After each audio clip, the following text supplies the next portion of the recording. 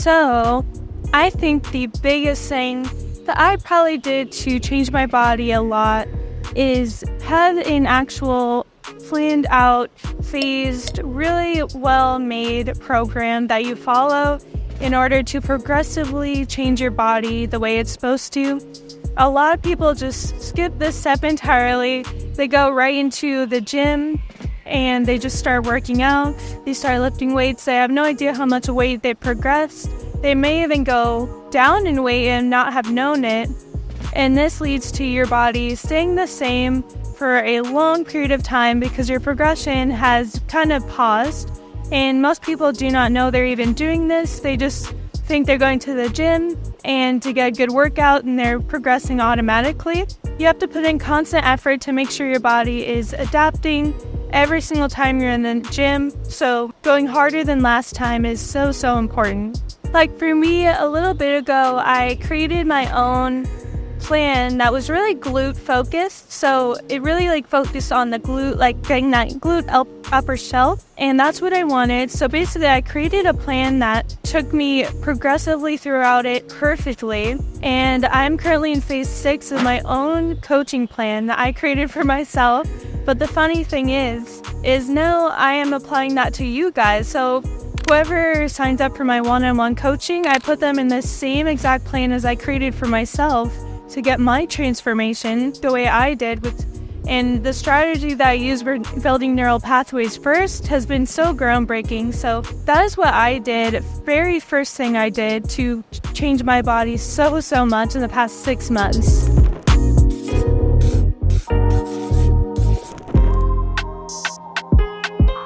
So I got a comment recently from someone who critiqued me in saying that contraction is way more important than the form of a movement that you're doing. He basically said that form should be taken the most seriously and you should be focusing on form the absolute most. And I just disagree with that completely because almost all injuries, even if you're in the NFL, if you're an NBA player, if you're a baseball player, if you're a sprinter, if you're a bodybuilder, anything, every single injury that you come across, it is always because they let go of the initial contraction that is keeping the ligaments and tendons stiff and supported.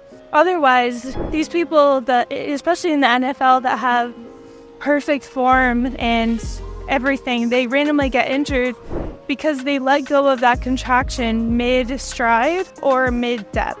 And that's exactly why I say that contraction not only helps with mind-muscle connection, but it also prevents injuries. So it's really the best thing you could possibly focus on during any movement, and it increases hypertrophy and muscle growth so much. It's just so important to changing your body, and focusing on that contraction is what builds that muscle because that's what time under tension is.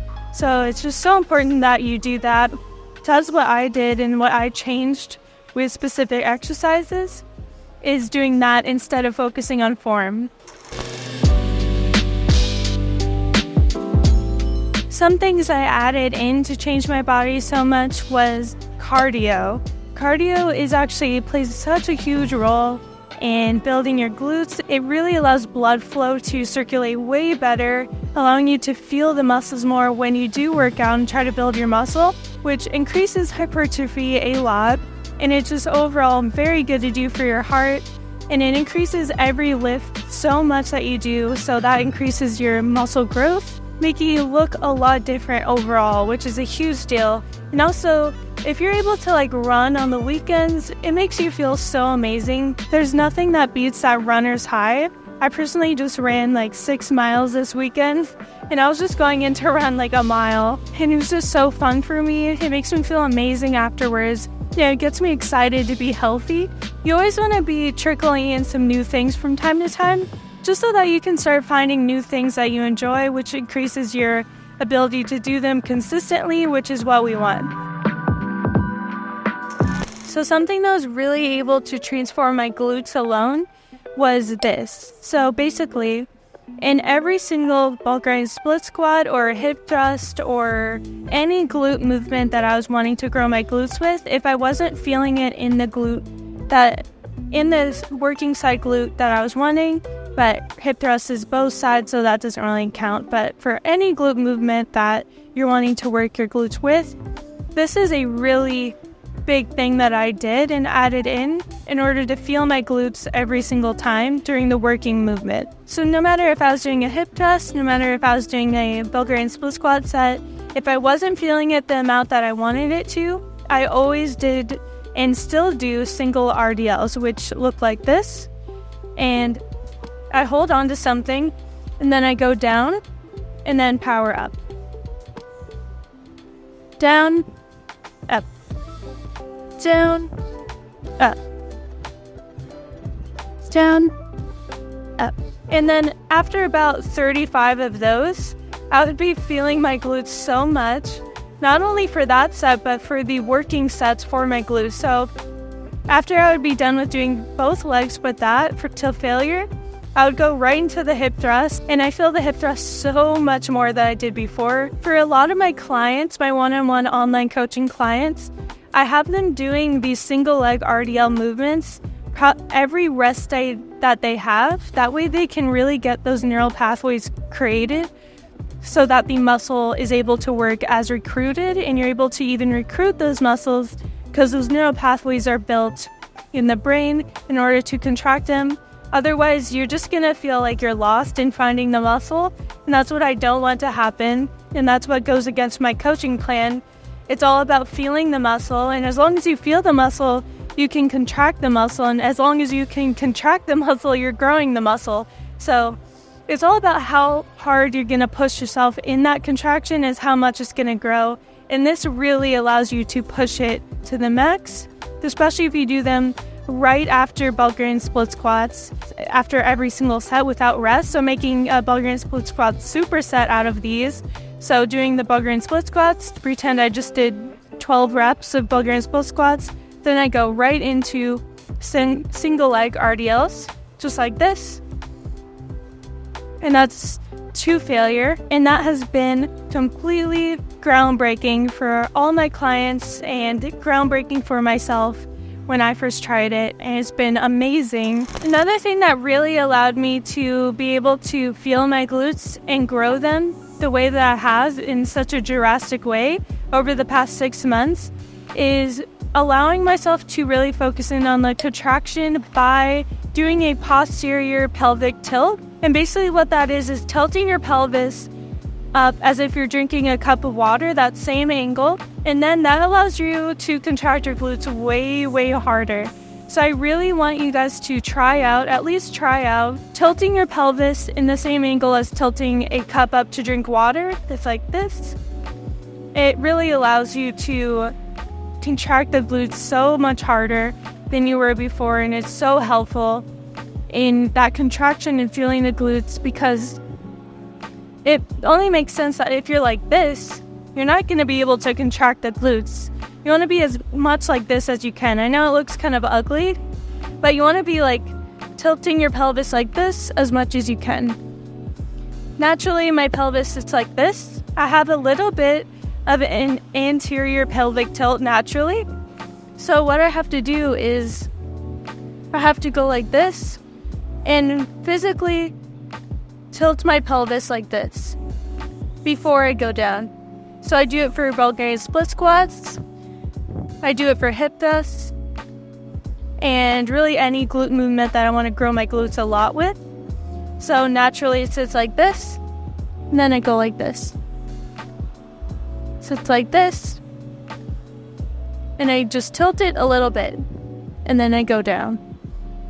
So that's something I added in that really helped me personally with feeling my glutes, because I'm lower glute dominant, I'm not upper glute dominant naturally, even though I forced myself to with my program and the plan I created for myself and all my clients. I am not naturally upper glute dominant, so that's how you know it works. So I'm going to talk a little bit about mindset shift. So switching your mindset into something that is better and more efficient for muscle growth, resulting in changing your actual physique. So that means focusing on the actual mind-muscle connection of the muscle you're trying to grow, and use less weight and put more quality into that rather than just lifting as heavy as you can and hoping that the desired muscle will grow. That's a huge mistake that I made in the very beginning, and I wish I never did, or else I would have never had to start all the way over again with the plan I created. And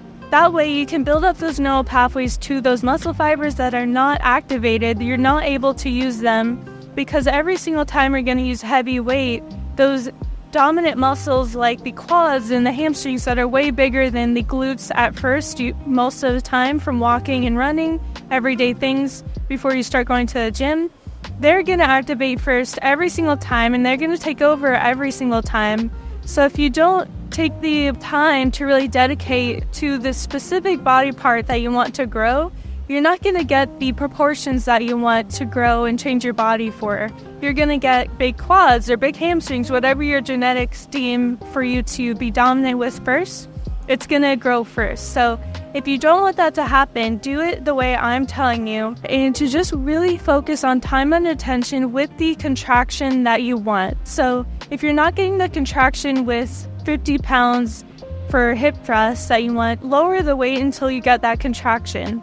That way you're getting the most weight possible on that muscle without other muscles taking over and being dominant, and continuing to grow by doing that. And that's what I do with my coaching as well. So that's just a huge thing that I started doing that really allowed me to change in my physique, even in the upper body. When I started adding in upper body exercises, that allowed me to really change the way I looked, because I was able to really focus in on one muscle at a time and not my full body. I was able to sculpt my body the way I wanted to and not the way my genetics wanted me to. So I want anyone to know that if they think they have bad genetics, you don't. You just need to focus on the contraction and time under tension of the specific muscle that you want. Lower the weight, get rid of the heavy weight that you're doing if you are. And if you are going to start going to the gym soon and you have not even used weight, it's really important to start out with no weight at all for a really long time. I'm talking like 5 to 6 weeks straight without using any weight. Get the contraction in those neural pathways recruitable first to those muscles, and then slowly start adding in weight. That's how I was able to change the way I look so much, and sculpt my body so much. So much better than someone who's just lifting heavy and having their genetics decide what grows and what doesn't and everything like that. Another thing that I get asked all the time is, how did I get so toned and lean and cut down? And that is from doing upper body. Upper body is so important to getting toned and lean and fit looking, and it will not make you look bulky. That is a huge misconception among the fitness world and new girls coming into it. They say they don't want to do upper body because they don't want to get bulky, but the amount of testosterone it takes to even get bulky in the first place will have you needing elite genetics. Like, I'm talking, you could be an Olympic sprinter if you wanted to, type of genetics in order to get bulky. You will not get bulky as an average female with a normal amount of testosterone. You will get a very toned, sleek look, and that's exactly what you probably clicked on this video to get. So that is exactly why you need to do upper body. It's very important to do upper body. There's no way of going around it. It's so important for that overall fit look that you're wanting and trying to go for. And it's what I did to get toned and lean and fit looking. So that's key to getting the physique and look that you're going for. So another thing is that I allowed myself to not care about what I was eating and stuff during vacations and family reunions and when family visits and stuff like that, because that is a time when you should be enjoying the food with people that you're around and eating with people. That's a big part of life, is food when you're on those types of vacations and stuff. And that's what supports a sustainable lifestyle, because this isn't like a prep for a competition. It is a lifestyle that I'm wanting to sustain for the rest of my life. So in order to do that, I need to be able to have little moments like that where I have a full intention of going right back on track to where I was before, right afterwards, as long as I'm enjoying the time that I have whenever I'm eating foods like that. And as long as I have the intention of going right back to where I was before. So as long as you have the intention of going right back to where you were before, then you should be able to enjoy the foods on those specific events that you have where you want to enjoy the food with people, because that's a huge part of life, is enjoying the food and culture and everything like that. So that's what I allow myself to do, and that's what I think has incorporated such a sustainable way to sustain the way I am built and my physique and my fitness level, is because I know I will be allowed that stuff at certain points.